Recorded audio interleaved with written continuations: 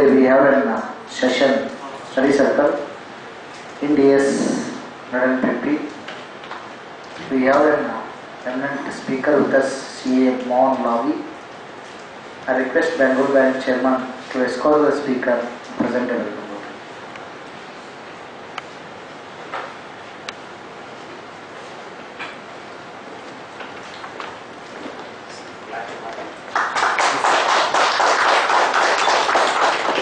Dear members, I welcome you for this study circle. Before taking an introduction, we have a couple of announcements. The next week we have scheduled the study circle, AS 15 and actuarial valuation, key terms decoded from the CA perspective. On 23rd May we have a practical aspect of housing society, GST and income tax perspective, handled by CA Anand Kumar Jaishwal. 25th, 26th and 27th, we have a unique program of the Bangalore batch, 3 days weekend course on analytics for chartered accountants. This is a very good course designed by the very expert speakers are addressing the session. Kindly make use of this program. On 30th May, we have a study circle, startup economy, pitfalls and benefits from regulators. And 31st May, we have a program on one-day seminar on cooperative ideas. It is also a very good seminar for the members who is dealing for the cooperative sectors. On 15th and 16th June, we have a mega program, 15th state level conference by the Bangalore branch, and in jointly with all the branches, 8 branches come together and having this mega conference. And this is also a unique program of the Bangalore branch. I request all the members to register well in advance. The registration desk is opened in the reception side. Coming to the today's study circle, so we have with us CA Mohan Lavi. Mohan Lavi is a Bachelor of Commerce and a Chartered Accountant with a work experience of more than 28 years. He has worked in a senior positions in finance and manufacturing and software company. At present, he is a partner with the KP Rao and Co. Chartered Accounts Bangalore and heads the Ind As and GST practice of the firm. Mohan is the author of the first book on service tax that was published in 1994. He has authored books on IFRS, Ind As and the Surveillance Tax Act. He is a regular contributor of articles to the Hindu, Business Line and Deccan Herald on accounting standards, taxation and GST. Mohan has spoken at various conferences in India and abroad on accounting standards, IFRS, GST. Is a faculty member with the Institute of Chartered Accounts of India and other professional bodies. With this brief introduction, I present before you CA Mohan Lavi. Over to you. I should first thank Bangalore branch and Shravan in particular. He booked me for this program almost 2 months back. And I almost missed the program because I was traveling yesterday and could not come back. So, but I thought it was important for me to be here, so I actually had to cancel an audit committee meeting to come here. But yeah, the topic is something which is very relevant, interesting, I should say also, because all of us have, the Ministry of Corporate Affairs has got this nice habit of bringing surprises upon us. And this standard, which has just been announced, though it has been there for about 2 years now, this Ind As 115 has been there for the past 2 years, it's been there. From 2015, it has been there. But all of a sudden they said, no, we don't want 115, we want to go back to Ind As 11, Ind As 18, that's more comfortable for us and all those things. And so they kept it on the, back burner for some time, so to speak. And now on 28th of March, through, I should not even say notification, to a press note I should say, they have brought it back and said it will be applicable from 1st of April 2018 onwards. So, this is a standard which will replace all the existing accounting standards on revenue, basically Ind As 11 and Ind As 18, for people who are talking about Ind As. As far as the AS is concerned, I am not going to talk about it too much because this AS itself is going to transform into revised AS, as AS 10 has now already been revised. So probably I am expecting that the AS 9 also would be revised as per the Ind As 115, but we still have to have clarity on that. More importantly, we should probably wonder, why do we require a standard on revenue? Or rather, why do we require a new standard on revenue? Revenue is something which all of us know is very close to all our hearts, more than our hearts to our clients' hearts. It's a number we have absolute control on, or the client has got absolute control on. We have seen situations, we have seen cases, we have seen examples wherein typically at the year end, revenues, I'm not going to use the word, recognized or not recognized, but managed. I'm going to use the word managed because it's a more easier word to use. Because if I say recognize, if I say did recognize, not recognize, then it will be violation of accounting standards. So we are managing our revenue within the four walls of the accounting standards. But the more important thing to consider before we even get into this argument as to why we require a new standard on a topic which has been there for quite some time, revenue recognition, is that since 2004, the Financial Accounting Standards Board in the US and the International Accounting Standards Board in London were trying to come out with something called as Unified Global Accounting Standards. Sounds very fancy. Unified Global Accounting Standards. They said that throughout the world we should have only one set of accounting standards. And because of Enron in the US and some other companies in Europe, they said no, we don't want to have different accounting standards for different legislations or geographies. We should have one set of accounting standards which will be applicable throughout the world. The problem was that US GAAP was based on rules. US GAAP, even today, is extremely rule based. They have a rule for every type of revenue recognition. Every type of industry they've got separate rules for. Whereas the IASB on the other hand were not so much based on rules, but they were based on broadly what we can call principles. There was a basic clash between the way these accounting standards have been framed itself. US GAAP was on rules, IASB was on principles. Luckily in India, Mr. G.P. Kapadia in 1973 said when he formed AS1, he said for India, rules will not work. So he went the route of the international accounting standards. So he had a choice. He had a choice to go to the route of FASB, but he chose will not, because the US has always been saying that for accountants, rule work best. You tell them you have to file tax audit report by September 30th. September 30th, 6 p.m. tax audit will be uploaded. That's the rule. You tell them you have to file tax audit before September 30th. That's a principle. They will upload it on September 30th, 6 p.m. only. So either way, there's a problem. The IASB said that, okay, fine, rules don't work. Let's, enunciate principles which are more based on rules. So they took a little bit of US GAAP and said we'll bring out a brand new revenue standard. For people who are familiar with accounting standard interpretations, the number of paragraphs becomes very important in an accounting standard. There is a general feeling that the more the number of paragraphs, the better the accounting standard is. You look at a standard like Ind As 18, 36 paragraphs. Transfer of significant risks and rewards, recognize revenue, simple principle. The entire accounting standard, apart from illustrative examples and appendixes, is a total of 36 paragraphs. An important concept like revenue recognition. Whereas you take a standard which all of us love to hate, Ind As 19 on employee benefits. All of us love to hate that standard because you don't even know what the standard is saying. 171 paragraphs for that accounting standard.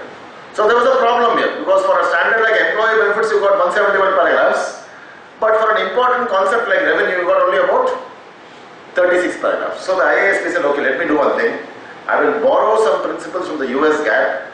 I will enunciate a completely new revenue standard, and Ind As 115, which is the equivalent to IFRS 15, was what came out as a merger between, if you want me to call it in a very loose way, it was a merger between US GAAP and the existing accounting standard, the IFRS, or the IAS 18, so to speak.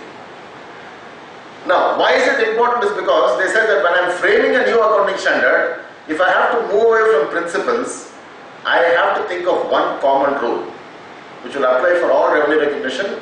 Generally, that's the theme of many of you have probably heard the defining factor of Ind As is substance over form and all those things. So they wanted to incorporate all these things, and they brought out this, the India has brought out this thing called as Ind As 115, which is slightly better now. We've improved the number of paragraphs. We've got 129 paragraphs now.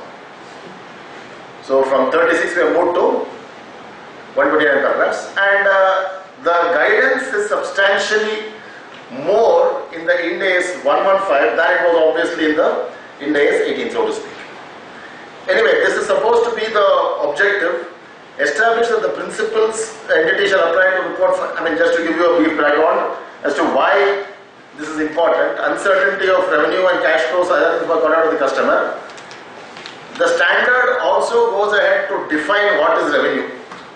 Probably we did not have a definition of revenue in Ind As 18, I do not know, but Ind As 115 says revenue, income arising in the course of an entity's ordinary activities, specifically defined in an appendix to Ind As 115. One may wonder why this is important. As I believe most of you will be in practice, you will probably have this, what's something? Yeah, please, sir. You probably have this classical dilemma. I have got an expenditure, I have got a reimbursement from an expenditure. Should I show gross, should I show net? All of us have faced this in different phases of our audits and in practical life. I have got a particular expenditure I have incurred, the client has reimbursed that expenditure. So should I show that entire amount as gross amount, meaning to say I show the expenditure and also show the income, or should I net it off and show only the expenditure net here? If you look at this definition of revenue, in case it's in the form of the ordinary activities of an enterprise, I cannot do a netting off. I will probably have to gross it up and show the expenditure separately and the revenue separately. If it is Amazon have recently applied the same standard and said advertising services no longer will be netted off, it will be shown as a separate income line by itself. I'll come to that a little bit later on. So the definition is also very, very clear. And of course the core principle, transfer of promised goods and all, this is only the theoretical part. The consideration to which the entity expects to entitle in exchange for those goods and services. If you look at the Ind As 18, transfer of significant risks and rewards, consideration is probable. They never use the word possible. They only say the word probable. This is the Ind As 115 interpretation of the same thing. So basically what he's saying, I transfer the promised goods and services to customers in an amount which reflects the consideration which I expect to be entitled to in exchange for those goods or services. This is a little bit of a word play, because when you look at the standard itself, you understand that there are a few interpretations here which probably is the reason why he has even put in this definition here. What is out of scope of Ind As 115? Leases, because we've got a brand new standard for leases which is coming up, Ind As 117, which is a completely, it has turned the concept of leasing on its head. Completely. They are saying that the lessor will have to show, the lessee will show the lease asset as an asset in his balance sheet. So that's a different standard by insurance contracts also has recently been revised. They've got Ind As 116 on insurance contracts, which is applying only in 2020 in India. So we are not going to worry about that. And this super powerful standard called as financial instruments. Financial instruments, whatever income, fair value gains and changes we get in the financial instrument standard, those also will not be a part of your revenue recognition. Invariably what will happen is the fair value gains and changes will come as a part of the Ind As 109 standard only. So Ind As 115 says don't worry about it for the purpose of revenue recognition. You recognize it as per your normal course of activities. Non-monetary exchanges between entities in the same line of business to facilitate sales to customers or potential customers. This is also the scope exemption.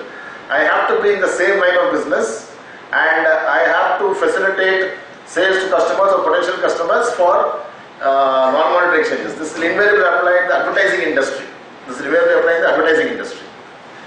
Just to give you a different example for this, not probably in the same line of business. I'm talking about very, very long back. This company called as Air Deccan. This company called as Air Deccan. All of you in Bangalore will probably remember this company called as Air Deccan. They got into a contract with this company called as NDTV. Air Deccan has gone, NDTV is still there for obvious reasons. The agreement was very simple.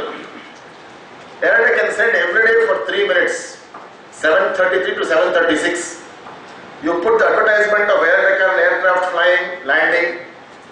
The tagline of Air Deccan that time was simply fly. Every day for 3 minutes, advertisement of Air Deccan will come in the NDTV channel. In return, NDTV said, okay, fine, I'll put the advertisement. In return, you put my logo on your aircraft for 3 months. You put my NDTV logo on your aircraft, it's advertising for me. You put my logo on your aircraft for 3 months. So on the one hand, advertising was coming on the channel, NDTV. On the other hand, the logo of NDTV was coming on the Air Deccan aircraft. Typical barter exchange between two companies, no money was exchanged. They said, you put the advertisement, I'll put the logo. This was a typical barter exchange between the two entities. Unfortunately, what happened after about 1 month of the agreement was running, NDTV forgot to put the advertisement. For whatever reason, maybe they got a better offer or they had a contractual problem with Air Deccan, I do not know what happened. They forgot to put the advertisement. Air Deccan said, this is a breach of contract, I'm going to take it to a court of law. So they went to Delhi High Court. Delhi High Court is probably one of the best high courts in the country for all sorts of cases. They said, we want compensatory damages for breach of contract. Delhi High Court is hearing the case. They asked Air Deccan, okay, you want compensatory damages for breach of contract. What is the value of the contract? Air Deccan is silent. They asked NDTV, what is the value of the contract? NDTV is even more silent. Then okay, the Delhi High Court judge is asking, what is the value recorded in your books of account? Air Deccan again silence. So the Delhi High Court ruled in that particular case that for transactions with no monetary value recorded in the books of account, I cannot pass an order for compensatory damages. They could not, and they said, please settle out of court. What I wanted to settle out of court, I think some money was exchanged and ultimately something happened, the case was solved. More critically, this I'm talking about 2005, 2006, 2004, 2005. Service tax department. One contract, two customers. We were very happy. What is this beautiful contract? Advertising service there, advertising service here. One single contract. They sent a notice to both NDTV and Air Deccan saying that advertising service, please pay service tax. Air Deccan knew about this, NDTV also knew about this. They said, okay, they said advertising service definitely yes, no doubt about it at all. Unfortunately, your service tax law, section 65 said that consideration received. Here there is no consideration. Therefore, no service tax. That is why Chidambaram in 2006 budget, he brought in the word called as, he did not use the word consideration received, he used the word any amount. And the service tax valuation rules came in 2006 which said that barter transactions also will come in because of, it came only because of this particular case. But anyway, so here what would happen if I am an advertising company, you are also an advertising company, we exchange the same service, which is, there is a revenue thing obviously, revenue sharing agreement between us in this. That is out of the scope of Ind As 115 because there is no question of any consideration received or monetary consideration is here. They have removed it completely out of the scope here. So as I told you, this has already come in to the MCA press note on 28th of March 2018. Just to give you a little bit of background, as I told you earlier also, the GSR 111E 26th February 2015 introduced all the Indian accounting standards. They also introduced 115 then. But then subsequently, because IFRS 15 was delayed or deferred globally for a couple of years, they said, okay, India also will defer it. Subsequently, reintroduced Ind As 7 and Ind As 18, said that this will replace Ind As 115, but they never removed it out of the company's Indian accounting standards rules also. That standard has always been there. And now on 28th of March 2018, they have given a new, as I said, press note, no gazette notification as such, probably it will follow soon, saying that this is applicable from the 1st of April 2018. So all companies, particularly if you are having an Ind As company which is listed, all these companies will have to follow Ind As 118 for the, in 115 for the June quarter itself. So it hits you like almost maybe late. But anyway, just to give you a comparison as to what has happened, this is what we heard of in the construction contracts. See, in construction contracts, there was a basic elementary problem there also. They said percentage of completion method. In case stage of completion is reliably, can be reliably measured, you please use the POC method. But the standard itself did not say when the stage of completion is reliably measurable. So we got a guidance note from the ICA which said that 10% of consideration received from all the customers, 25% of construction has happened, only then you would say that the stage of completion has commenced, from then you start doing a POC method. So there was no guidance in the standard itself. And of course, Ind As 18 had a little bit of word, only one small sentence on multiple arrangements in a contract. But what has happened in Ind As 115 is that they talk about satisfied over a period of time, satisfied at a point in time. The focus has gone to this word called as control. Apart from substance over form, Ind As generally, if you read the Ind As standards very, very carefully, they give a lot of importance to this word called as control. You look at Ind As 16 on property, plant and equipment. If you control it, you recognize it. 110 on consolidation. If you control the entity, you consolidate. Don't control, you don't consolidate. Now the concept of control has also come into the revenue standard. So the moment I lose control, I recognize revenue. US GAAP has always felt, US GAAP has always maintained right from 1975 onwards that one of the best indicators for loss of control is physical delivery. The moment I physically deliver something to you, I have lost control, therefore I can recognize revenue. The contract itself does not really matter. The moment I physically deliver a product to you, because you can do whatever you want with it.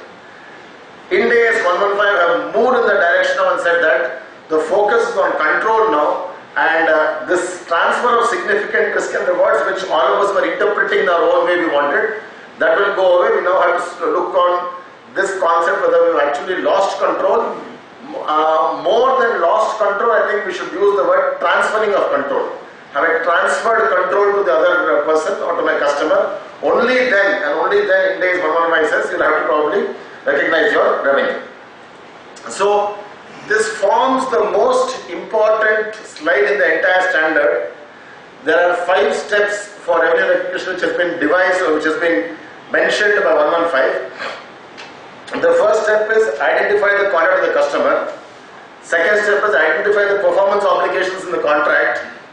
Third step is identify the transaction price. Fourth step is allocate the transaction price to the various performance obligations. And the fifth step is recognize whenever the performance obligations have been performed. Very nice to read on a nice, Wednesday evening, sitting and reading this is very nice to see on a PowerPoint. But just to ask you all a question, just try and see what is the word which has been repeated the most here. Which word or combination of words has been repeated the most here? Sorry? Performance obligations has been repeated thrice, or has been mentioned thrice. I won't say repeated, it has been mentioned thrice. Transaction price has been repeated thrice. Okay. So the most important part of the standard, and the word identify has been repeated only twice. Thrice, is it okay? So the most important keywords which come out are performance obligations, transaction price, and identify. So if you get this, you've got the entire gist of 115 itself. Transaction price per se, we don't have to worry because there's always a contract. The contract will obviously mention a transaction price. So I don't have to worry too much about transaction price in terms of worrying how I should identify the transaction price. But there can be situations where transaction price itself could be, say for example, variable consideration. What do I do for a discount? All these factors will probably come up here. These 5 steps are what you have to follow. So the most important word here becomes performance obligation. So what we'll have to do now is that many a time, whatever we have done in the past, transfer of significant risk and reward, CAF contract, FOB contract, delivery to customer, sale or return basis, all these various types of sale, for each and every one of those transactions now, we have got to identify, are there any performance obligations?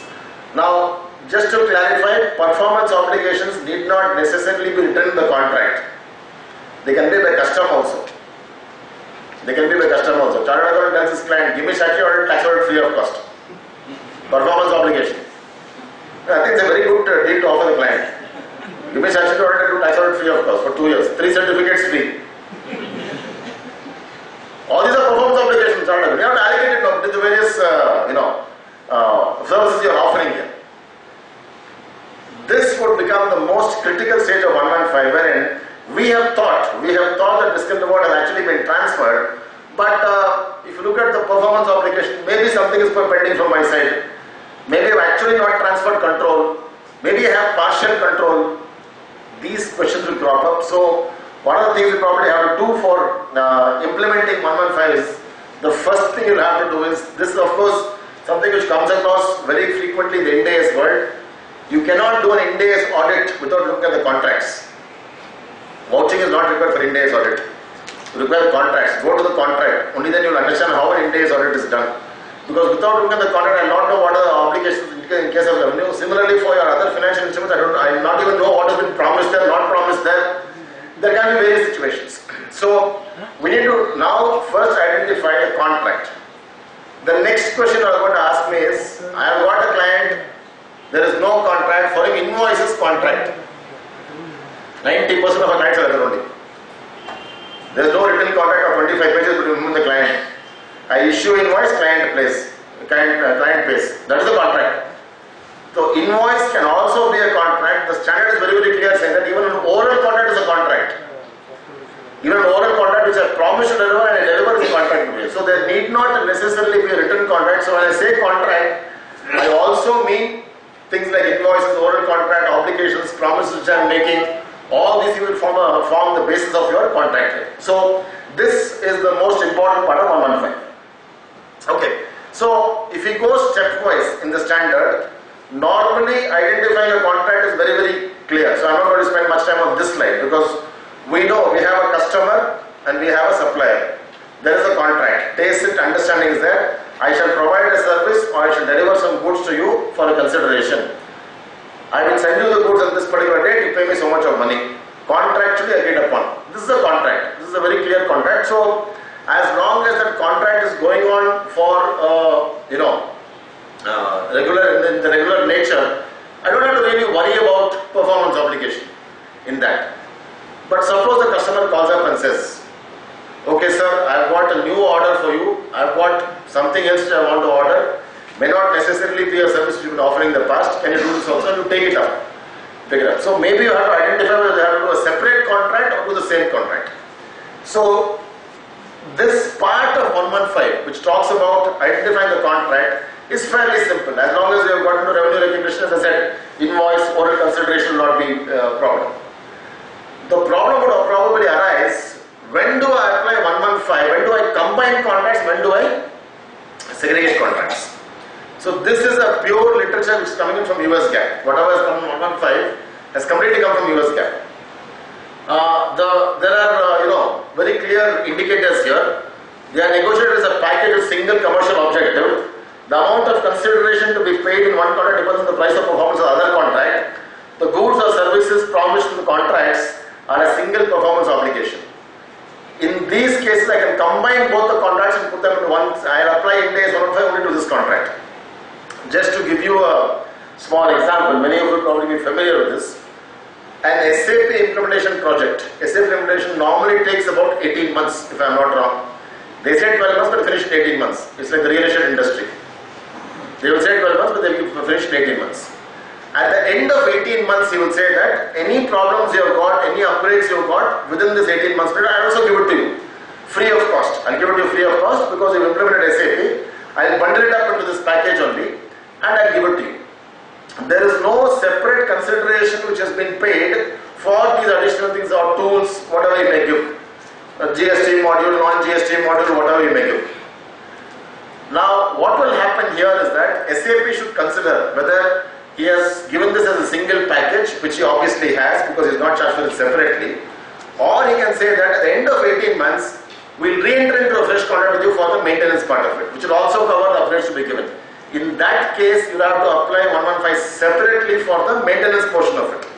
But normally when you segregate contracts is when there is a separate performance obligation for which the client is going to, or the customer is going to pay you separately. That's when you probably do a separate 115 application here. This is only for the guidance here. Ind As 115 incidentally has got a lot of guidance like this. Because they start using the words which are, or they give description as to what is going to happen. So if you want to know whether you want to combine contracts, this is what you have to follow. It's very easy. If you don't combine, you segregate. It's like a negative philosophy. If you cannot combine the contracts, you obviously have to segregate the contracts. So this will probably explain to you when contracts are combined and when contracts are segregated. This probably becomes the most important part of 115, since all of you also answered that the most oft repeated word in that 5 steps was performance obligation. They are saying that they can be explicit, they can be implicit, they can arise from customary business practices. Identifying performance obligations is critical to measurement and timing of recognition here. So, just to stop here for a minute, if you look at many industries, for example, let us say, for example, the same SAP person I am speaking about, right? Let us say, same 18 months is implemented, the SAP implementation has been done. He says that I'll give you 1 year free warranty. I'll give you 1 year free warranty. So 18th month to 30th month, no need for you to pay anything. From the 30th month, I'll give you extended warranty at a discounted price of something, X amount, 10,000 rupees, let us say, for example. So we've got 3 contracts here. We've got SAP implementation contract, we've got 1 year free warranty, and we've got extended warranty for the month 30 to the month for 1 year after that. The question arises that what is this performance obligation? Are they 3 or are they 2? Definitely the third one is a separate performance obligation. The third one is a separate performance obligation. The second one is probably combined with the first one, because I told you, because you are implementing SAP, I am giving you 1 year free warranty. That is probably combined with the first contract. So there are only 2 performance obligations here. So what, Manish bhai, sit here front row. You have to ask questions, otherwise it's difficult. So the second performance obligation is the extended warranty which I am going to give for the third year, for which I am charging a consideration. So what will happen here is that if I start identifying my performance obligations, warranty comes very popular into mind, because that's what many people give as an example for performance obligation. But there can be various other types of performance obligations, and the standard also uses the word promise. Very interesting. They also use the word promises made. Now, of course, promises made Indian context will not talk about. Okay, so so we do not know how it will work out in the Indian situation. But anyway, Ind As 115 also uses promises made. I promise to rectify your machine in case it goes out of order for some time. This is the promise I am making in the contract. Orally, let's not even worry about written contract. Let us say it's in writing or oral also. Machine goes wrong. It's a promise I have made. He says the machine has gone wrong, you promise to come and repair it. I will say, no, I promised, but now it's all, things have changed now, GST has come, demonetization has come. I cannot, rectify it now. So you please pay me a consideration. Please understand, originally I told him that I rectify it. Now I am saying that because of demonetization, see, this demonetization, GST has become a reason for many things in the country now, including going back on promises. Right? What am I doing in the second case is that I am actually charging him money for a performance obligation, which means my original promise has obviously become invalidated. So I will have to apply 115 for my second promise separately. I will again have to go and say, okay, I am asking for a consideration now for this. Consideration received is there, contract is there, I have to go and repair the machine, I will have to apply 115 separately. So it is very critical that at the cost of repetition, identifying the performance obligations in a contract becomes extremely critical. Now, it is easy for us to say that normally in the transfer of goods and services, let us say transfer of goods for example. When I am transferring goods, physically I have given the good to him, he has taken it, he has paid me money, all my problems have been solved. I don't have any promise at all. Very simple, it's a product based thing. It's a product. I bought the product, I sold it to him, he has paid me money, no problem, consideration done, only one performance obligation. delivering the goods to him, which has been done. Consideration received, no problem. 115 applied, one step. But I also tell him that in case this does not work in 6 months, you can return it. Right? This is a promise I am making to him. And tell him that in case this does not work for 6 months and suppose it does not work or gets spoiled, you can return it. This becomes a separate performance obligation for me now. So I will have to start making an estimate, will this fellow come back and return it or not? So most critically what will happen is that if I am trying to apply this performance obligation, as we said, customary business practices become very, very important to understand what is my performance obligation. Do I segregate? Do I not segregate? So one popular way to do this, we'll go back and see that, look at one of the past contracts with your client or customer as a case. Look at one of his past contracts. Look at how he has performed in terms of, we talk about sales, we talk about warranties, we talk about promises made, free gifts which are given, replacements which are given. All these things will become a part of your performance obligations. You would have to start applying that for the purpose of understanding how this works in actual practice. Okay. And the distinct goods and services also been defined. The customer can benefit from the goods or services either on its own or together with other resources. This again an example is given for warranty for this only. Is separately identified from other promises in the contract. Now, one of the things which the standard has done very neatly is that they said that if a performance obligation is not satisfied over time, it is satisfied in time. To understand the Ind As standards these days, you require only two things. One is lots of patience. Second is knowledge of English. Very good knowledge of English is required.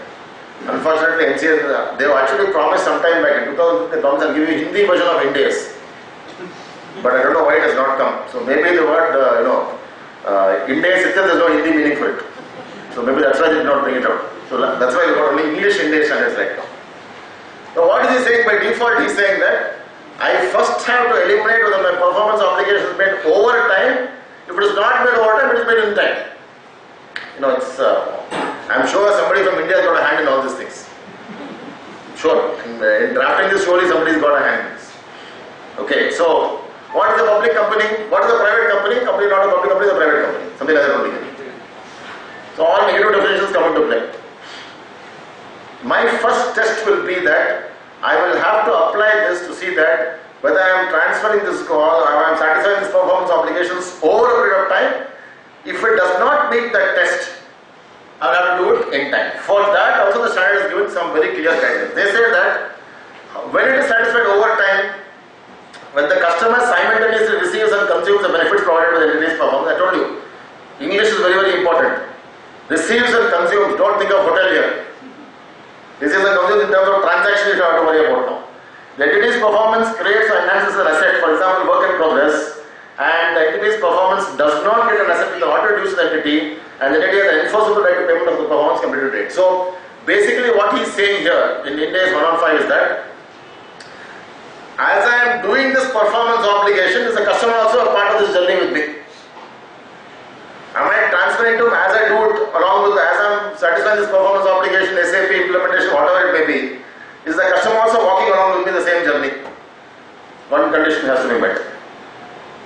The entity's performance creates or enhances an asset, work in progress, the customer controls, again this magical word called as control has come. As I am doing this project, does the customer control it? And probably the most important, the third point is, the entity's performance does not create an asset with the order due to the entity. That means I cannot use it for anything else. So, theoretically speaking, this sounds very nice to see. But let us apply this in practice. Let us take one small example and see if this works in practice. Let us say, for example, I am a builder. I am building a set of flats for a bunch of customers, as the case may be. I am building 100 flats for a bunch of customers. Please come. Yep. I am building a bunch of flats for this thing because a construction project normally is supposed to satisfy performance obligation over time. The previous Ind As 11 said, and read with the guidance note said that POC method, as and when the trigger for POC method commences, you start recognizing revenue. Now Ind As 11 has gone away now, POC method has gone away now. I will have to apply Ind As 115 for a construction contract to first satisfy the test whether I am satisfying this performance obligation. Over time, in case the answer is negative, I will say I am satisfying it in time. So, let me put this up and show you. Applying performance obligation to real estate entity that sells a block of residential flats to customers. The customer simultaneously receives and consumes the benefits provided. Yes or no? Building is in progress. You go and ask the builder, where is my flat? He says, there 13th floor, you see some light in there, that's your flat. It's not built now, it will come down, but there only it will come, it will not go anywhere. Identifying. Identification is there. But do you receive and consume it? Answer is no. Do I control the 13th floor with the light there? Absolutely no. I don't control it at all. So first two tests for real estate filter, no, I can't do POC method now. I can't recognize revenue now. In Ind As 115. The third thing which comes in is, which says that for whatever I have got into contract with you, can I sell it to somebody else? Answer is no here. The builder, as long as he's got a contractual obligation with me, and as long as I tell him that I am going to be a part of your contract, I am going to buy the flat from you. Because of clause number 3 or point number 3, it is possible that the real estate industry may probably get away with the POC method. I mean, they will still have to do the POC method. Otherwise, if you apply for this in actual practice, you apply these tests in actual practice, it would appear that the control transfers only when I get the flat registered, which means that I can recognize revenue for the entire flat only when I actually do a registration. So the problem is going to be now, the problem is going to be, do builders do the POC method or not? Because they've already been doing they've already been doing the POC method for all the past contracts here. Once they move over to Ind As 115, for the complete contracts, there's no problem at all. Interestingly, what IFRS, the IASB is saying is that as the building is a work in progress, control lies with the builder only, he should not recognize revenue at all. He says that the building is a product, you apply Ind As 18 for that, don't apply concession contracts. You are selling a product, transfer of significant risk and reward has happened, only then you recognize revenue. IFRS, IFRIC interpretation have always maintained this. Says that I don't control. But if you apply Ind As 115 now, and so one of the tests of control, which is going to be that, okay, the builder is building the building. Let us say 50% complete. I paid him 50%. The question we have to answer contractually is, do I have 50% control? Again, the answer is going to be no. So this word control is probably going to be defeated here. The only saving grace which will happen in the real estate industry for performance obligations satisfied over time is the fact that the builder cannot sell the asset to any other person without my permission. To that extent I have got control. To that extent I have got control. But still, for the performance he has done till date, he has got the right to demand payment from me. He has got the right to demand payment from me. So I am assuming that because of the third clause here, the POC method will still apply for the real estate industry, but we'll have to see contractually what is going to happen. Maybe the clauses have to be amended in the contract. Maybe now they will say that as and when I am building, control transfers to you. So all these things have to be worked out in practice. We have to see how this works out in reality here. How to recognize revenue over time, they are absolutely clear. They go back to the same thing. They are saying that surveys of performance completed to date, appraisal of results received, they are using all these methods. So now the Ind As 115 has moved over and said that okay fine, you have got the performance obligations being satisfied over time. How do you recognize revenue? Use any of these methods. Survey of work performed, appraisal results, milestone reached, time elapsed, all these things can be used. And it can also be input methods, labor hours, consumed resources. Basically what he is doing here, what Ind As 115 is doing here is that they are giving us guidance how to recognize revenue over time. So this 25% complete, 10% revenue received guidance out of the institute will not work here. I will have to go back to the data which is available with the company itself and say that, okay, what is the percentage of completion? Okay, survey of work performed, running bill, how much has been performed? 25%, okay, 25% revenue recognized. It may come down to the theory of the guidance note itself, but I'll have to use a different yardstick to measure these things. For this, Ind As 115 says, it is performed over time. As and when it is being performed, you will have to start recognizing the revenue. So, we may not actually start using the word, or we should probably stop using the word POC method once Ind As 115 has been implemented. We should start using the word performance obligation satisfied over a period of time. Accordingly, we recognize revenue here. So, just to pick all of your brains a little bit, one question which comes up very frequently is that, you know, we also had this situation in a couple of cases wherein the first stage of Ind As implementation and probably some of the second stage also. Companies have made obvious mistakes in Ind As implementation. I can give 4 or 5 examples. Mistakes have happened. You know, maybe the discounting has not been done properly, or recognition of the financial assets has not been done properly, fair value gains has not been done properly, and all those things. We've seen that at least about 10-15 cases happened there. Now the company is accepting it's a mistake now. They said, sir, we did not know, sir, first time implementation, sir, lot of problems, sir, the consultant told me something, I did something, sir, I don't know about Ind As, sir. I done something, sir, please rescue me.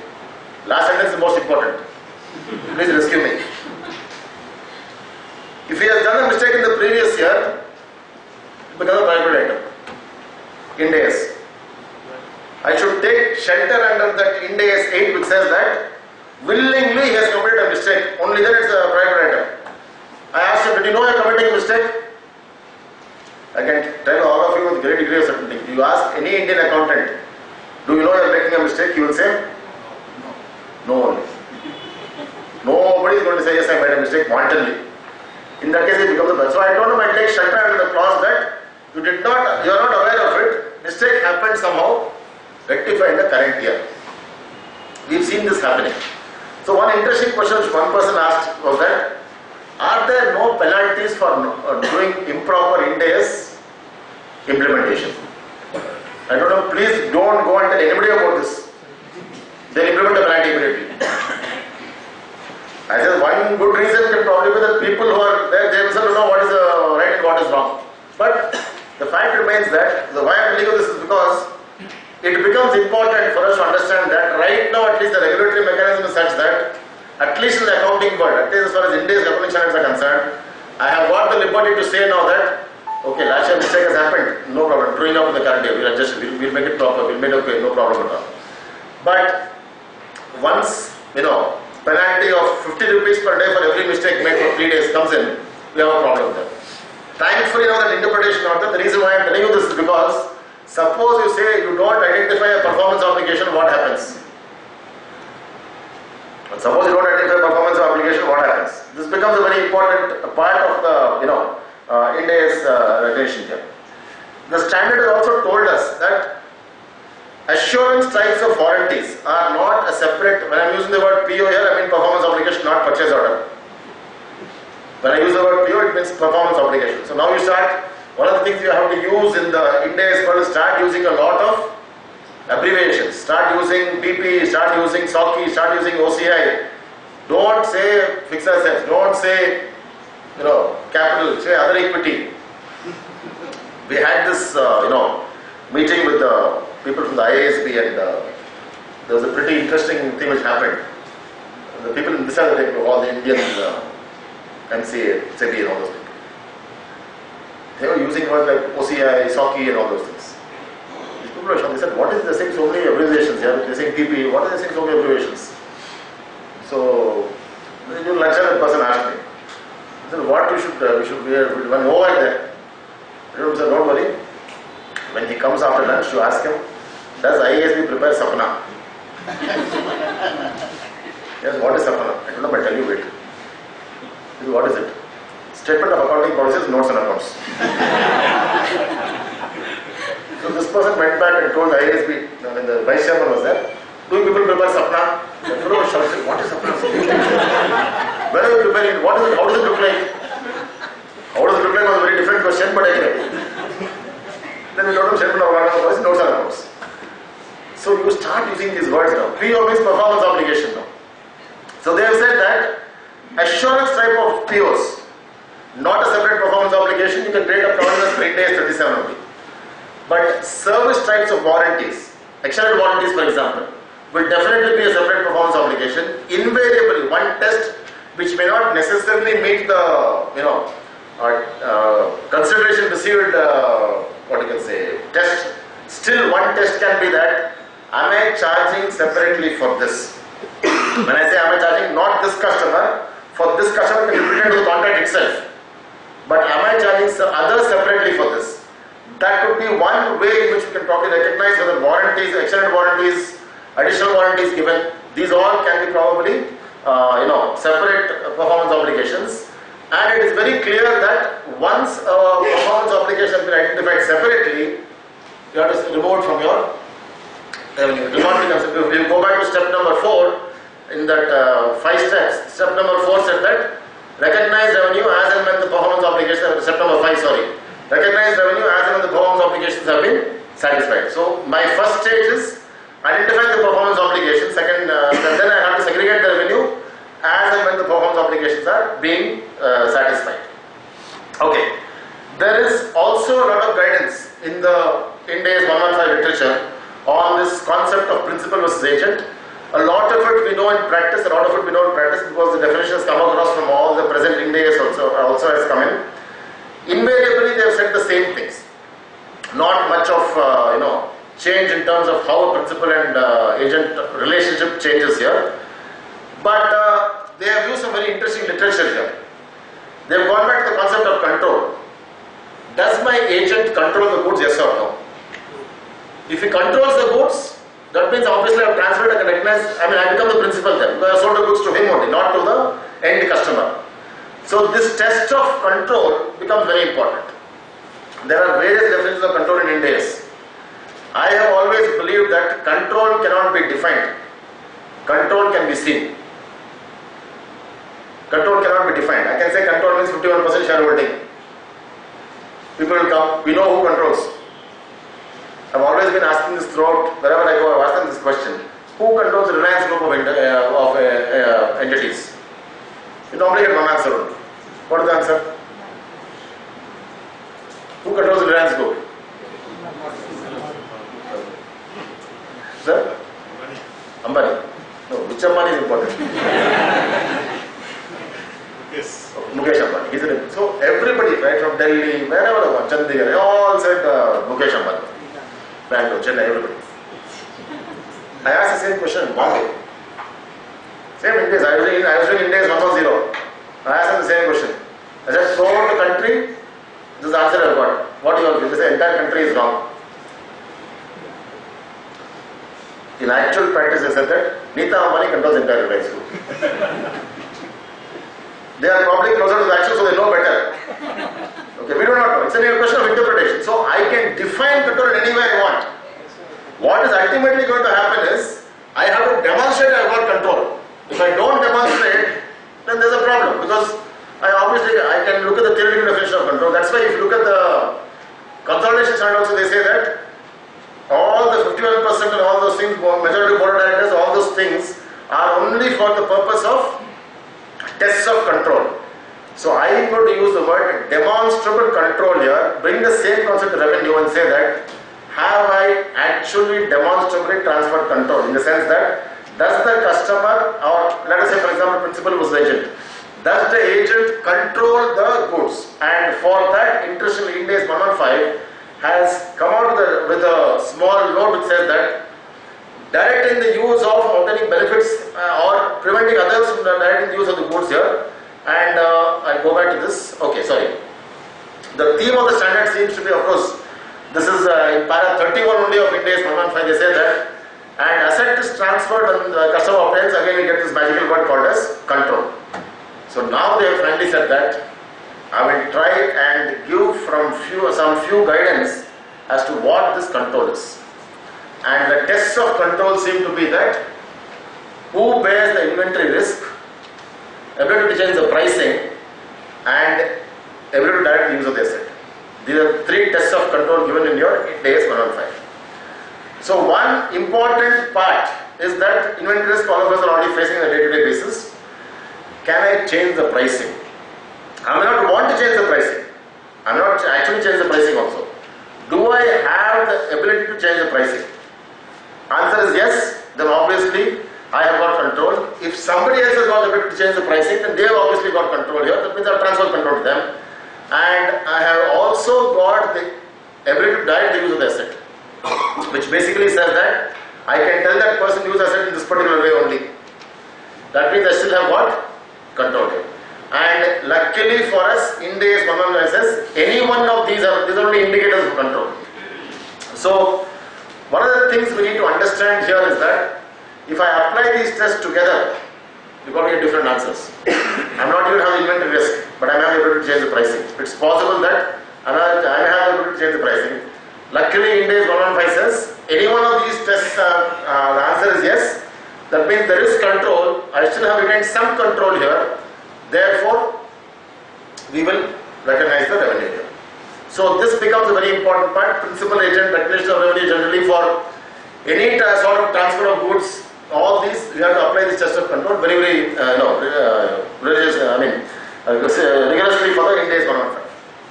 So what will happen now here? If you look at the contracts we are talking about today, what we normally look at the CAF contracts and all these contracts, we again have got to go back and apply this test of control. Forget about the government's obligation now. I have to apply this test of control and say that even though it's a CAF contract, do I have control?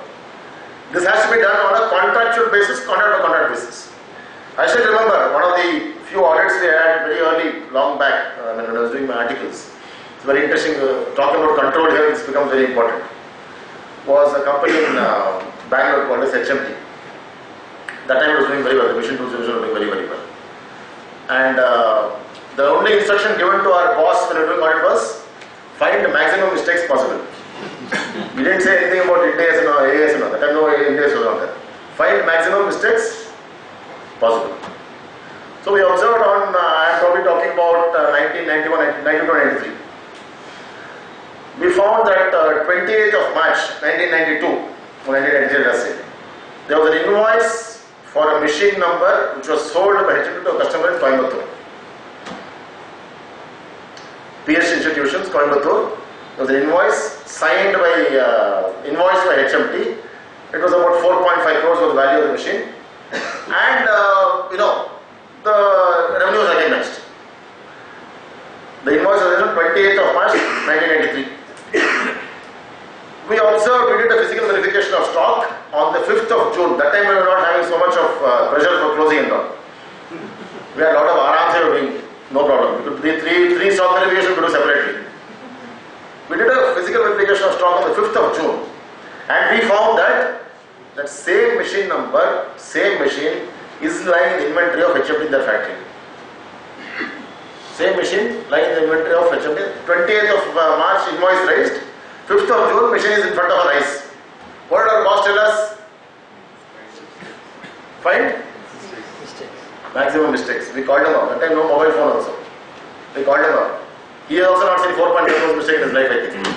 Within 20 minutes he was there. He said, come on, show me the machine. Come on, show me the machine, he said. So we showed him the machine, showed him the invoice. We went to the CFO and told him that this is definite error. Please reverse this entry. 4.5 crores mistake. We thought rest of our life is settled as auditors.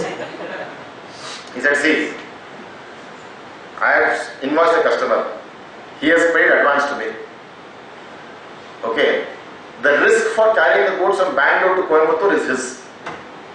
It is not my risk. He has to transport the goods from Bangalore to Coimbatore. At that time, not from 1993, there was something called as excise gate pass. That was a defining document so that the goods are moved to the factory and excise duty has been paid on it.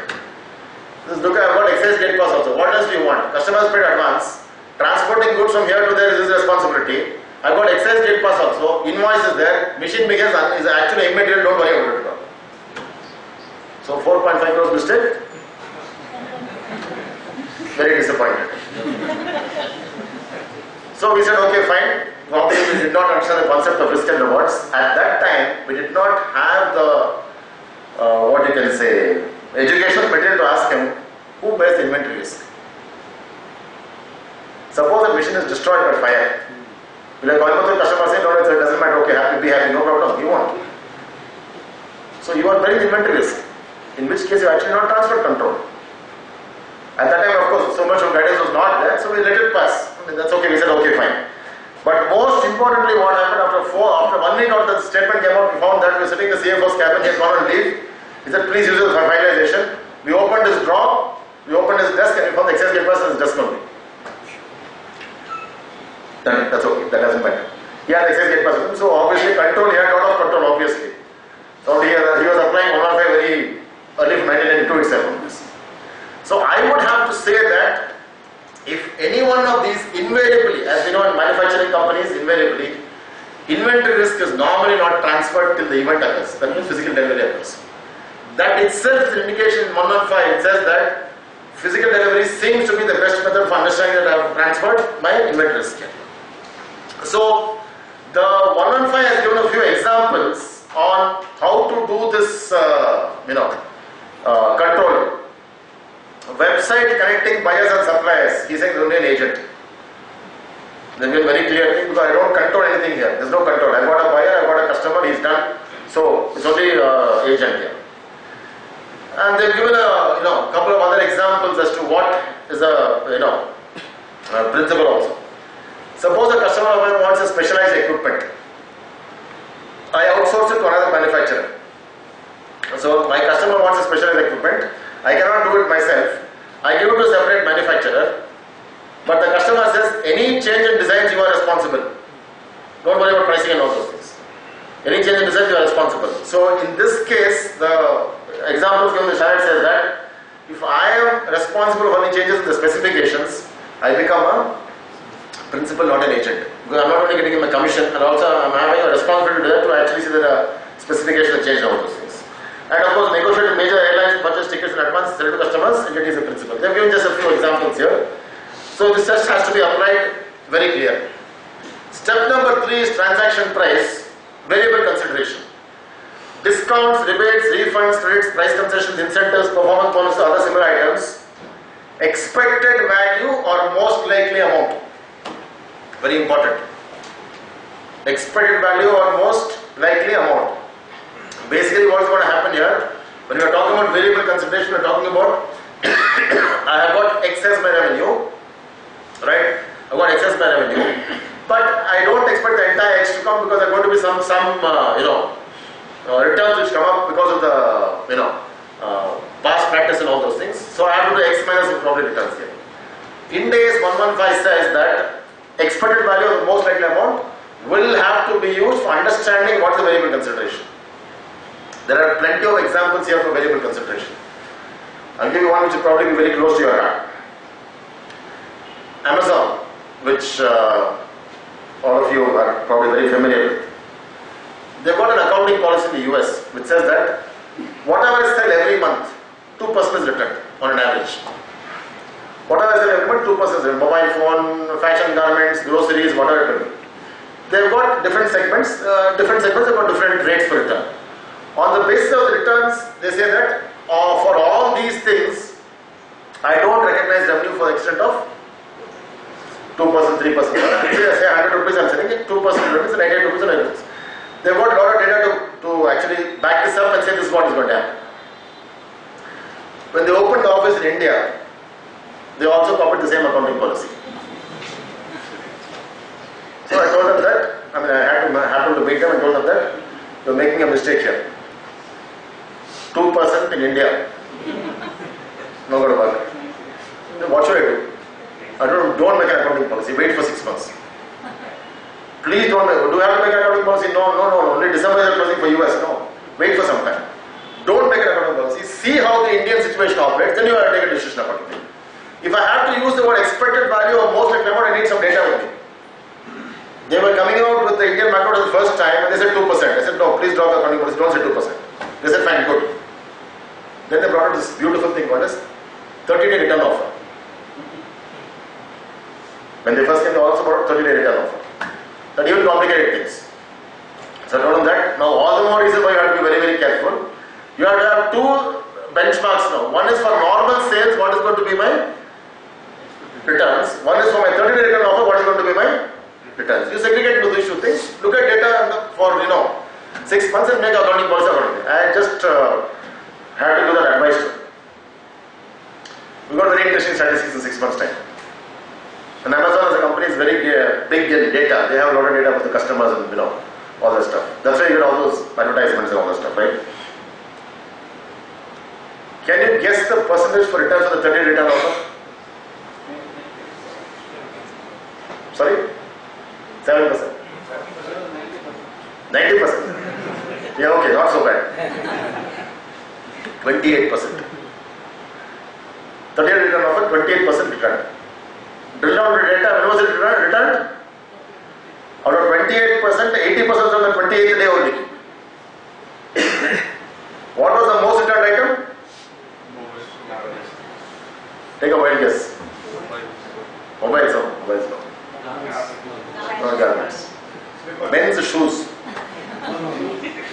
We can exactly measure what was happening here. I buy the shoe, use it for 28 days, offer is there, return.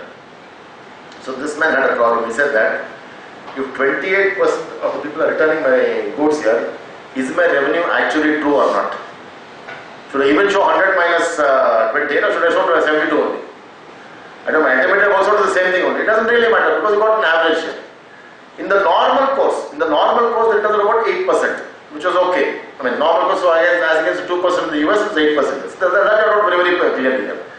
So if you go back now to 115, looking at my discounts also, I have to estimate the most likely amount or expected value which I will get for this variable consideration. And because of various examples we've got in foreign geographies, they are using these words. There's a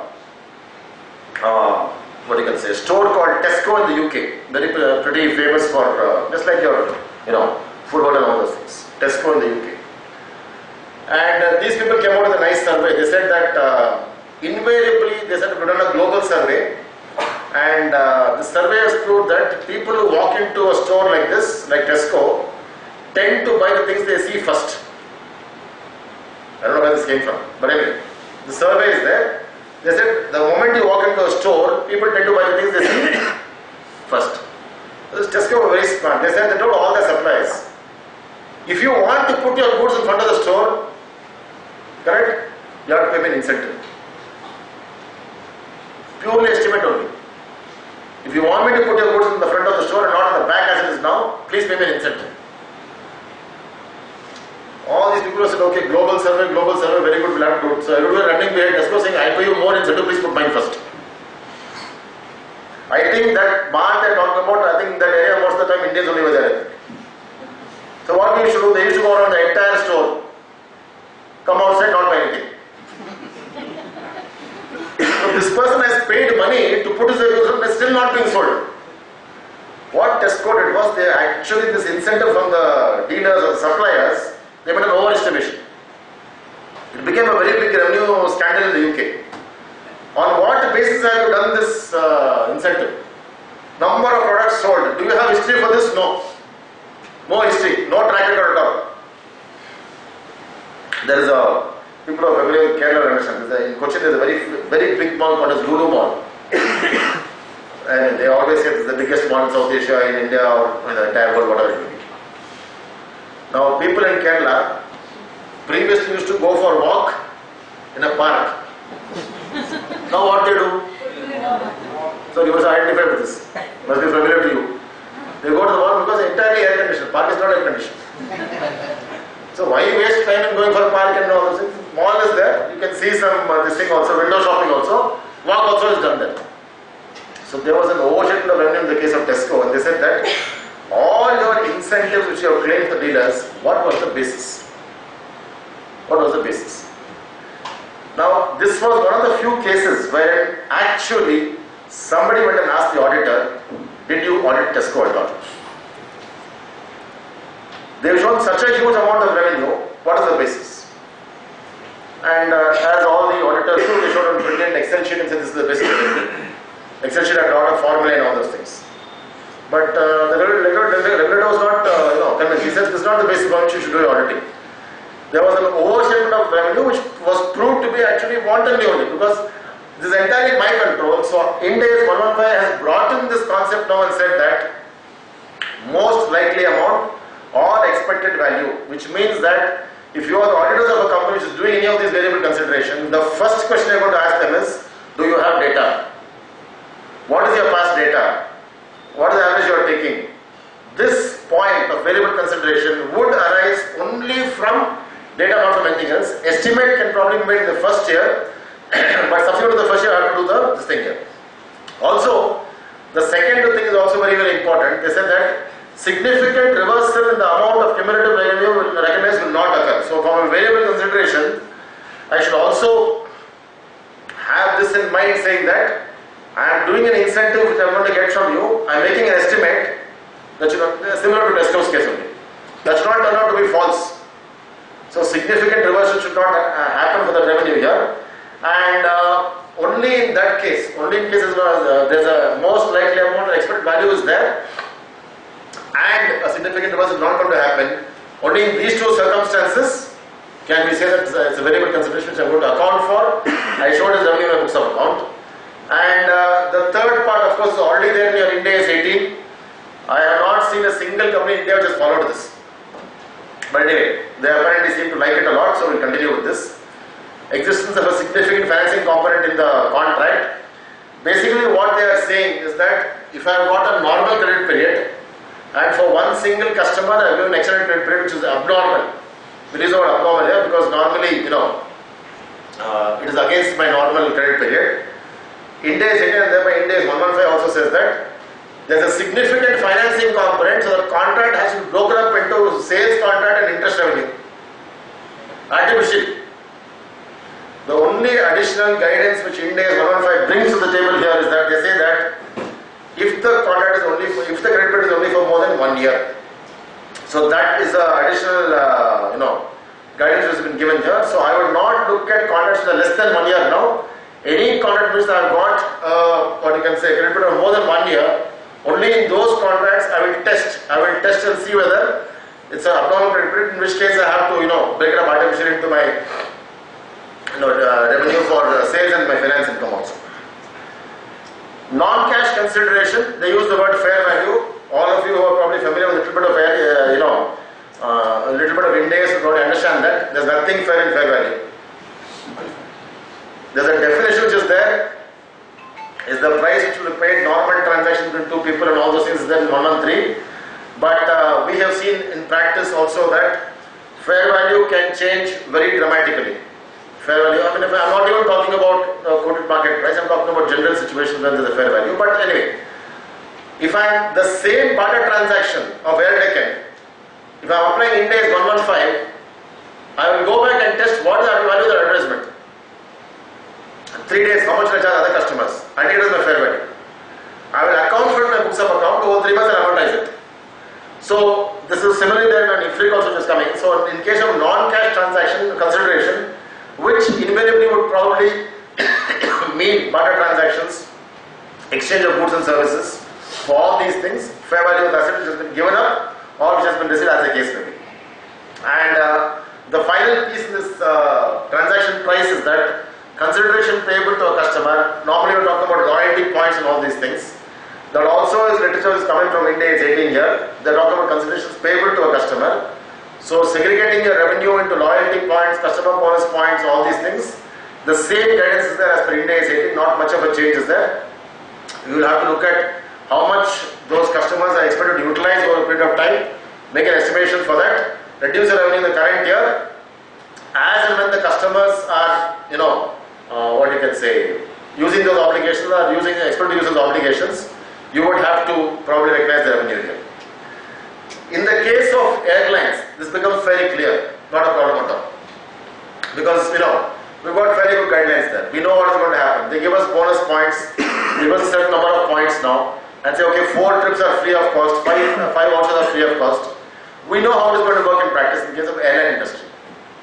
But it becomes very difficult, all this consideration payable to customer. Let us take for example a company like Uber. The moment you use one Uber ride, you get an SMS. Next ride 50% off.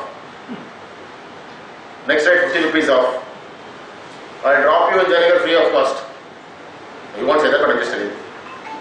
How does Uber even track all these things? they will have to make an estimate of how many people are supposed to or are going to use that offer of 50 rupees off. And that is what is consideration payable to the customer. Even though 115 uses the word consideration payable to a customer, it is actually payable from the revenue which he is giving only. He is not going to pay for it separately. That's why it's called a loyalty point and all those things. So again here, judgment, estimation, all these things will come into play now. I will have to estimate how many people use it, and maybe just to put in a few points to you, the amount of liberty which Ind As gives us for this is probably pretty immense. Because I can always say, typically what will happen, if I am going to get 5 flights free of am I going to miss it? I am not going to miss it, definitely I am not going to miss it. If I get 5 vouchers in Jet Airways free of cost every year, there is no way I am going to miss it. I am going to utilize it only. But it is possible, customer may not be here, he may have relocated, anything could have happened. This estimation also, I probably go back and say that since it's used in the transaction price, I'll go back and use these words saying that most likely amount. So you would observe that when you are doing, unfortunately, there's not too much of guidance on Ind As audit, but if you look at what is going to happen here, the amount of judgment which is going to be exercised in Ind As is going to be tremendous now. A lot of judgment is going to be exercised. And judgment is where normally auditors and clients have a difference. No, it's only on judgment, right? I'll say you have to make a provision. It says the customer came to me yesterday only, sir. He said, you are not here. There are so many things happening in terms of judgment here. But in the Ind As world, especially for such things, you would observe that the amount of liberty given for judgment making is tremendous. But as I also said, I would probably go on the basis of actual data available with me. If there is data available, I'll probably tend to agree with the judgment. No data available, I'll say make an estimate and see how good it is that estimate is. I may not, even have to worry about, similarly for, this fair value also, because, the best example I give for fair value is probably what happened in Germany. There was a bank which had an exposure to the Greek bond, the Greek market, and they had to do a fair valuation. And the bond was originally issued for 15 crores of rupees. I am converting Indian rupees. Originally issued for 15 crores of rupees. The company said Greek market is not such a good market, so I am not going to worry about this thing. I'll take a write down here.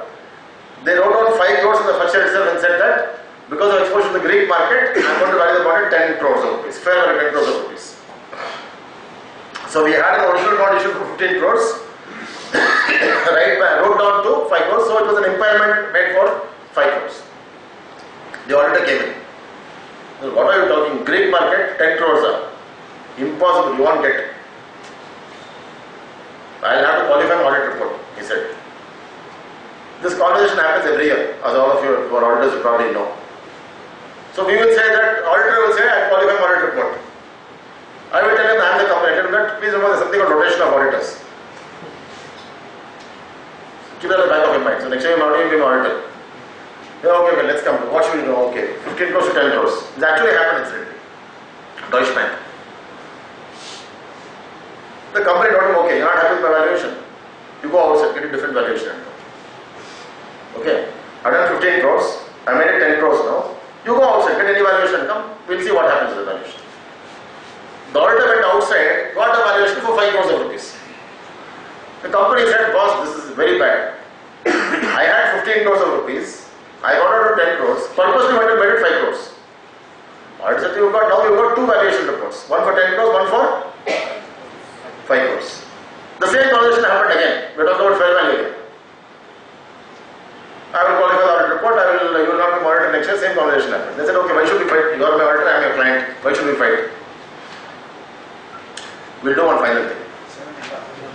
We'll go to a third person. Okay, let us not fight. We'll go to a third person. Whatever value he says, we have to take it. Okay, written agreement was written, actually. Both agreed. We will not fight. Third person, whatever he says, will be the final value. Many CAs in practice have asked me this question. Should I be a valuer also? In case you want to be a valuer also, be the third valuer. Not the first, not the second. What the third valuer did? Give the first valuation report. First 9 pages, copy paste. Give second valuation report. 9 pages, copy paste. 18 pages over.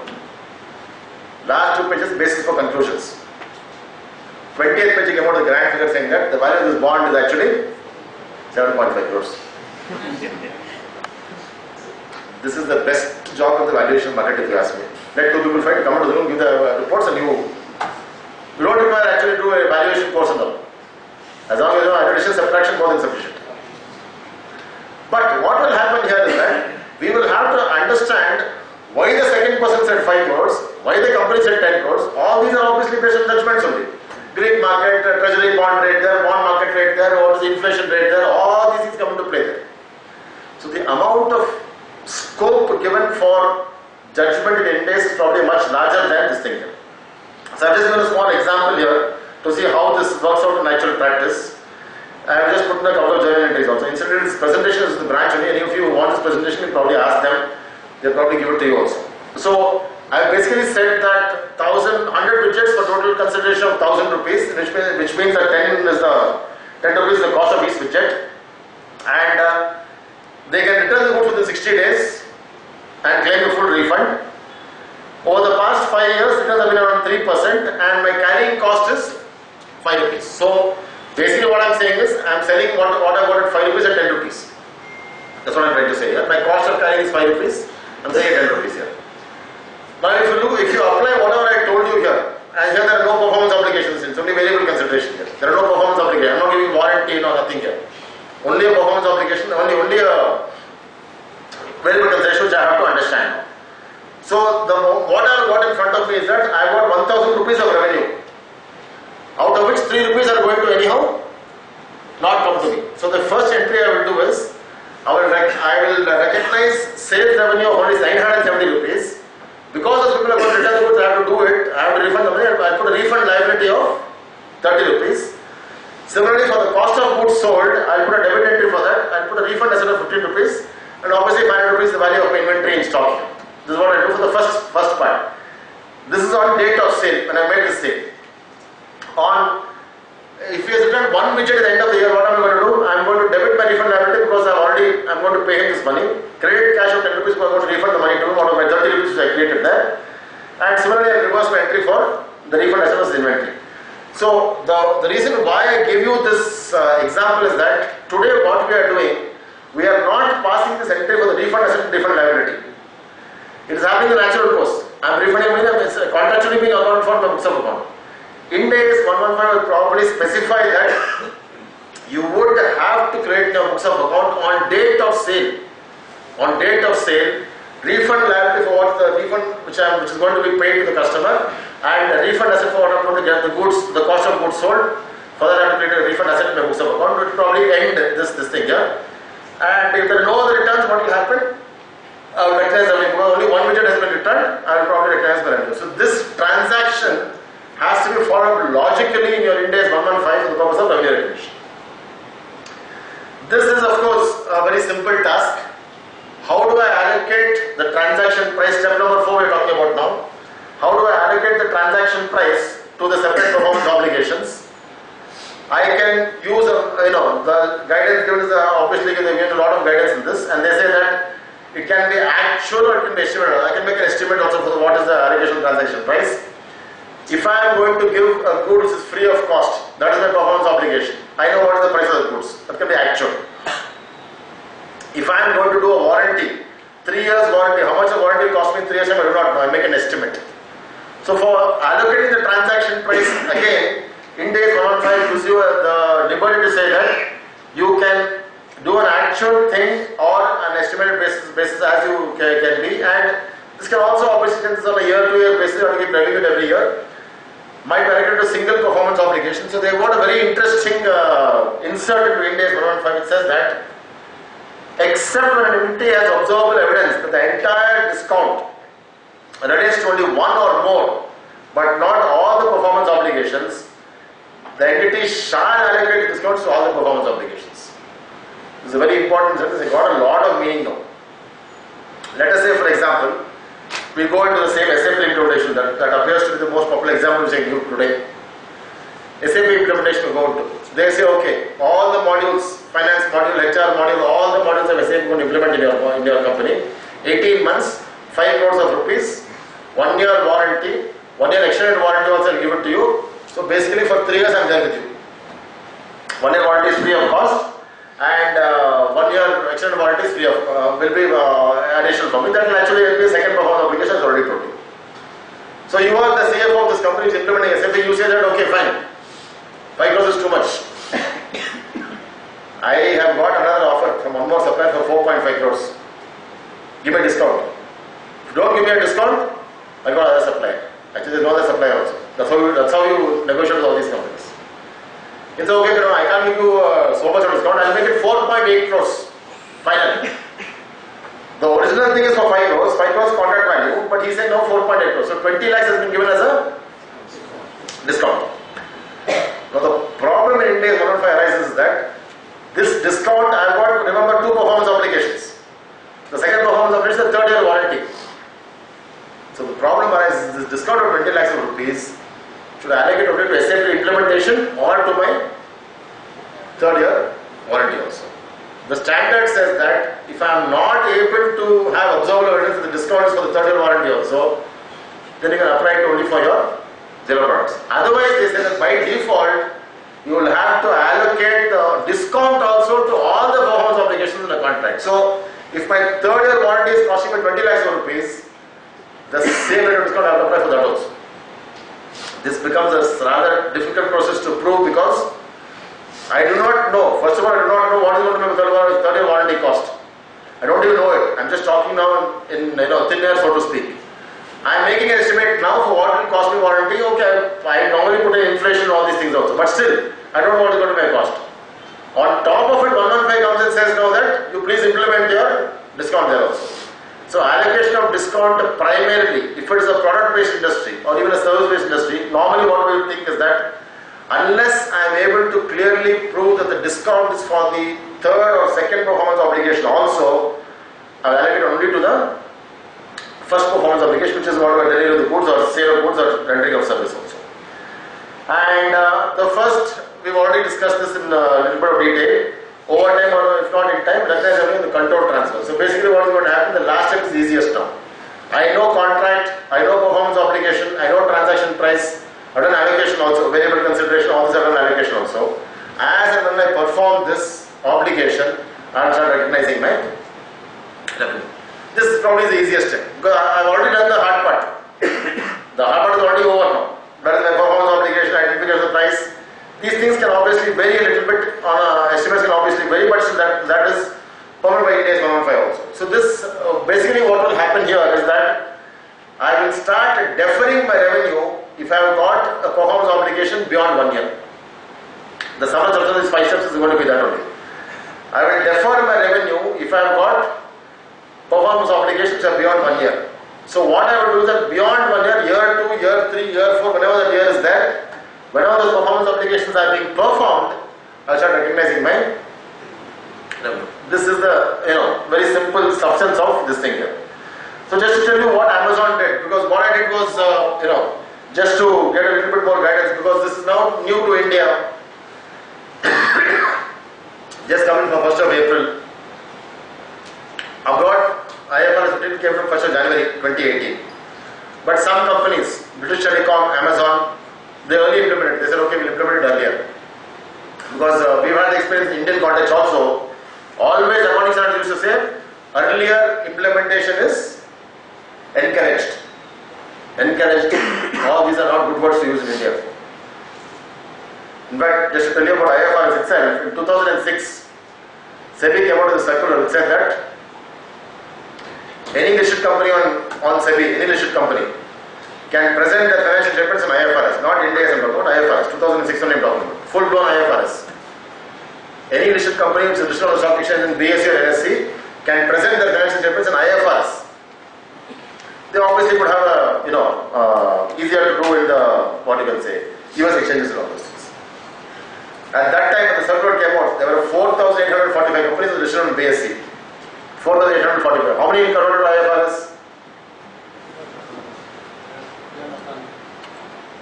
12. You can count them by the name, the fingers of your hand. Infosys, Dr. Reddy's, Airtel. All people who listed abroad did it. Anyone who was listing abroad did it in IFRS because they could present abroad also in IFRS. But you look at your companies like Bharat Forge and all these companies who have not actually crossed the threshold, could have actually done none of them did it. So what happens here is that when we look at this in terms of implementation, we actually don't have much guidance. So some of these companies have already implemented. Amazon, for example, told this. They said that electronic devices which are sold to retailers, which will be recognized, the standard in US is now called ASC 606, equivalent of IFRS 15. US GAAP calls it ASC 606.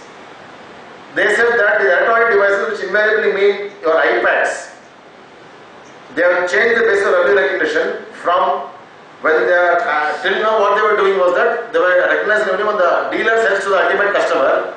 After implementing ASC 606, they changed the revenue recognition policy to say that I will sell it when I am buying, recognize revenue and transfer to the dealer itself. So basically what Amazon is trying to say here is that they have lost control. When I go to the retailer, the moment I go to my retailer, I have lost control, therefore I am changing my revenue basis. So again, this just has to be applied. What is the contract? Does he have right of return? Can he change pricing? It obviously has a lot of ramifications here. And something on the gift cards, again for loyalty purposes, for the purpose of customer loyalty programs. Advertising services will be classified as revenue rather than reduction in cost. This is what I was telling you about.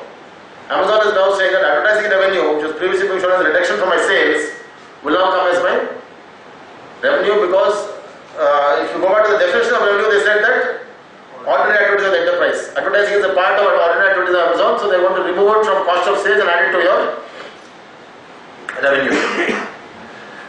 Probably the most important change made by Ind As 115. This is not there in your Ind As 18 at all. They said that incremental cost to obtain a contract can be shown as an asset, provided they are more than 1 year. Invariably, the what you can say, the target line item for this is sales commission. If I paid a heavy sales commission to a person for the purpose of getting a contract, the amount of sales commission which obviously I read out from my customer, Ind As 116 says that showing it as an expense in your books of account, show it as an asset, and over the expected period of benefit of that particular revenue, that is at 2 years, 3 years, whenever you expect the revenue from that particular customer, you can start amortizing that particular asset here. So, incremental cost of obtaining contract required to be capitalized if expected to be recovered, and it may be expensive expected to be less than 1 year. So, if it's less than 1 year, Ind As, as all of you probably realize by now, somehow believes in this 1 year concept. 1 year concept they believe in. They say whatever happens on 31st March closes on 31st March, discounting, fair valuation, everything. Nothing should go to 1st of April, nothing should go beyond. Similarly, for the commencing also, 1st of April, 31st March.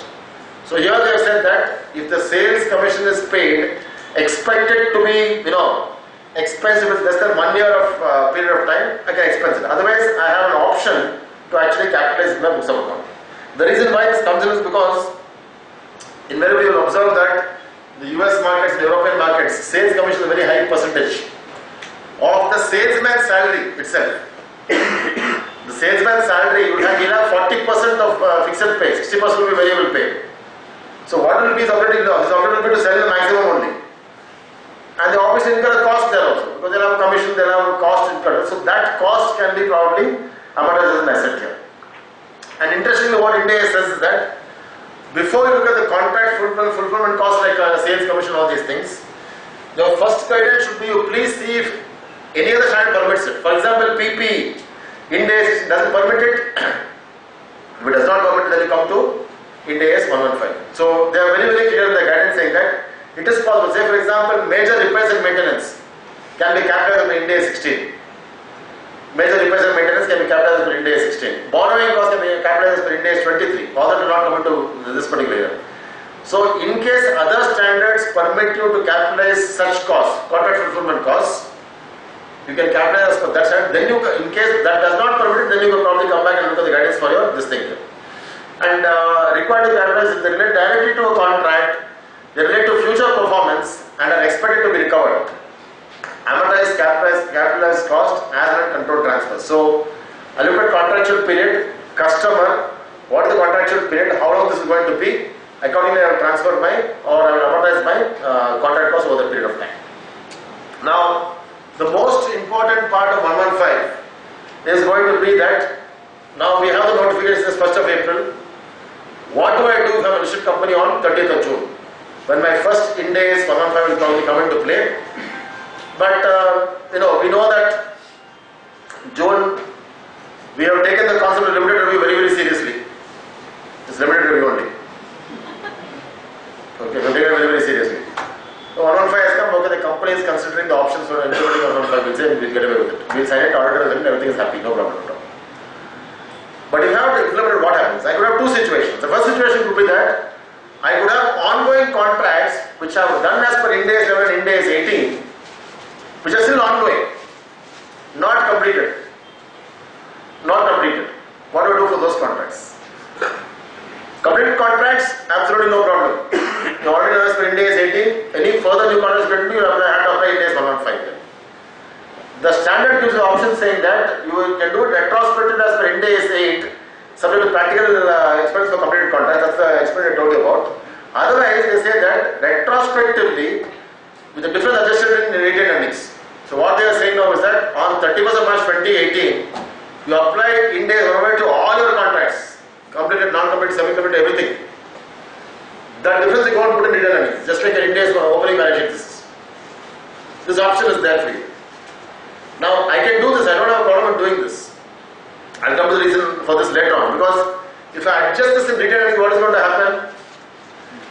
The mechanism by which I recognize revenue, change in accounting policy is already happening just because of my retained earnings, entry in my retained earnings. Overall, I'm actually changing my accounting policy for this.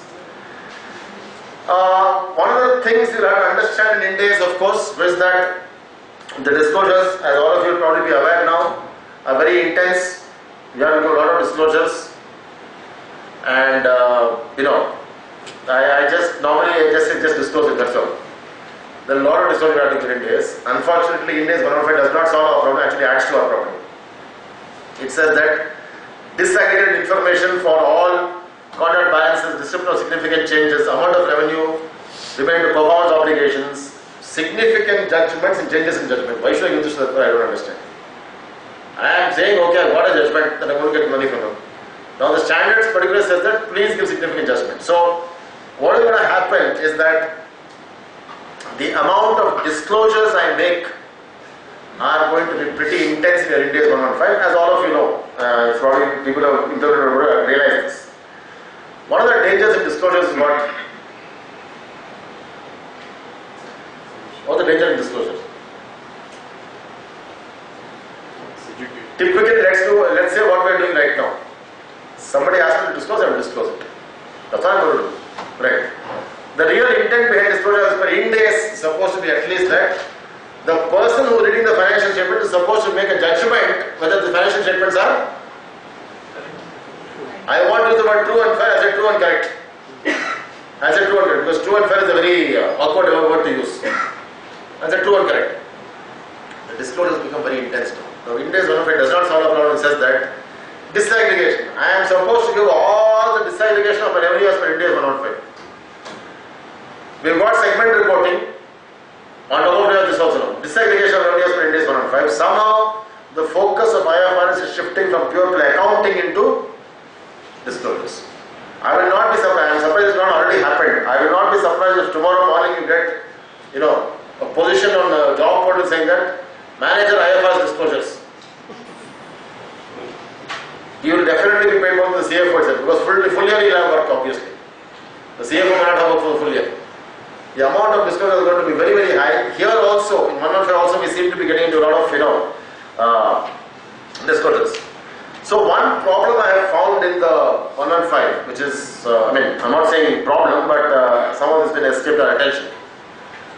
Both ASC 606, US GAAP, IFRS 15, I've got something called illustrative examples. The three examples I gave you, which are the website, the person who is sending notes to a customer, and the airline tickets. All three I have taken from the 63 examples only. So what we have done now, what the MCA has done now in India is that they have copied the accounting standard, pasted it, did not copy the illustrative examples, did not paste it also. So we have a problem here because if I am going to throw the new accounting standard to all of you chartered accountants and say you put it any way you want, what will you going to do?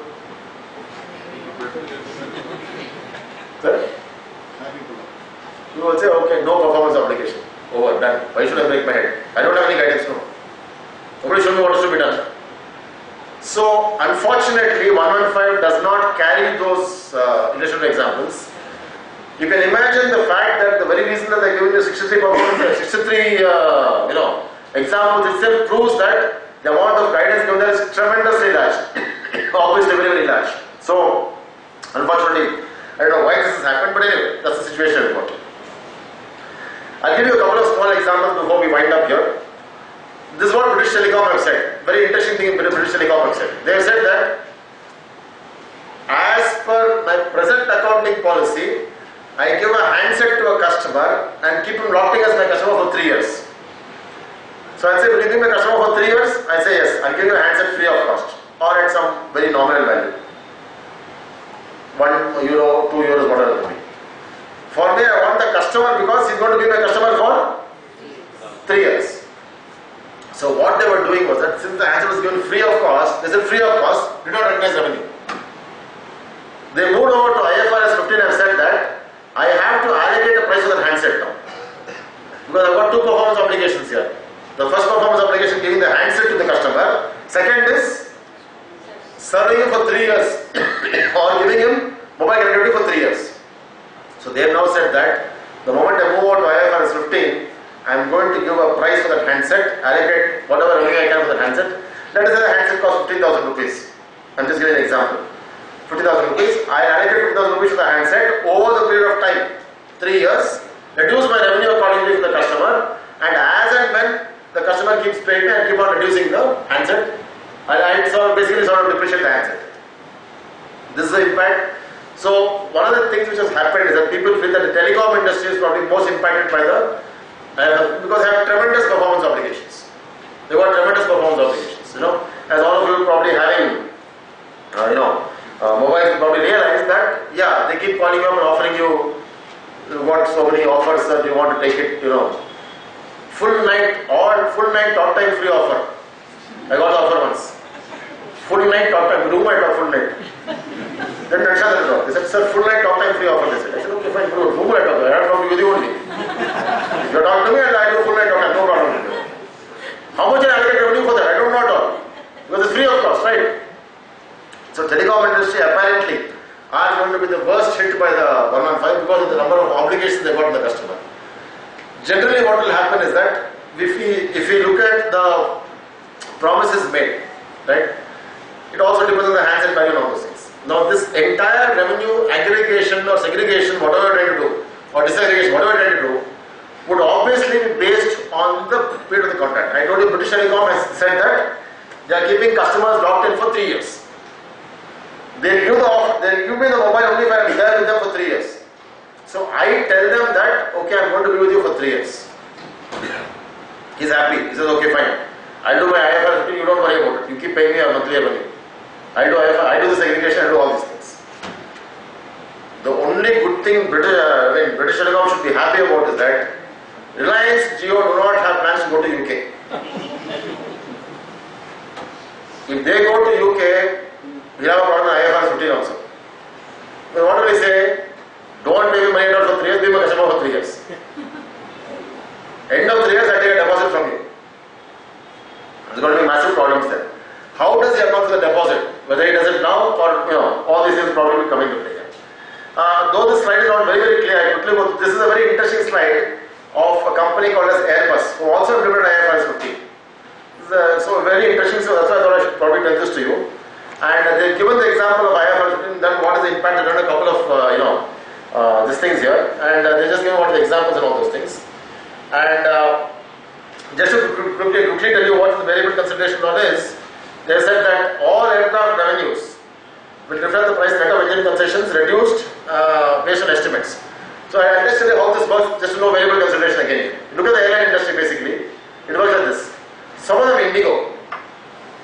I go and place an order for 100 aircraft. Let us say for example Boeing. Now Boeing is only in the business of manufacturing aircraft. They don't know anything about engines. They say okay, aircraft, I'll build the aircraft, you place the order for engines. So I'll go to a company called Pratt & Whitney. Until that, I ordered 100 aircraft with Boeing. you please supply 100 engines to them. Engines will go directly. So basically the contract is between me and this company called Pratt & Whitney. But when Boeing invoices me, it also invoices me for the engine cost. So I don't pay that Pratt & Whitney separately. It's built into my engine cost. Invariably what will happen in this engine is that I get engine concessions. What will happen is that there will be a delay in the production of the engine. I ask for price reduction. Engine may not, as all of you have read in the newspapers, engine may not be meeting the requirements. Please don't file the Indigo at all till the product is solved. I ask for a price concession. I say engines are not performing well. I ask for a price concession. Now what will happen is that poor company called Airbus or Boeing does not know the conversation we are having. I got this conversation. I got a reduction in my price. I know how to go and tell Boeing. For this engine, I got a reduction there. Please add in your concession. So what he is saying here is that basically after implementing of IFRS 15, Boeing is now saying that, or Airbus is saying that the engine concessions, which is directly between the manufacturer and this thing here, and it will be based on estimates here. So I will take that also into consideration for the purpose of a variable consideration.